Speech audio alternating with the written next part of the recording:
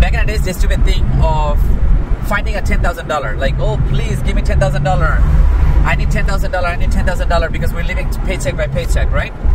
Now, after doing entrepreneur, there's $10,000 literally right now out there. I can literally make $10,000 right now. But you know what? I got so used to that. Like now, I'm literally saying no to the $10,000. Like I don't want $10,000. You know what I want? I want free me. I want free me. I don't want $10,000. I want free me.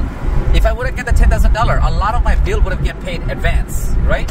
But I don't want the $10,000. I really don't want the $10,000. There's a many reasons. You're gonna take me to work. I want to be near nature, which is free. Okay? Just because there's so much money. Even poor people know how to make money, but we don't want to make that money.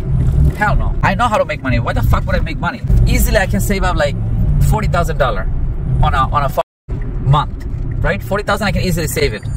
But I decided not to do it because I want to focus more on me. That's what I want. You heard? So it's just like, it's more, that's what it is, bro. Over.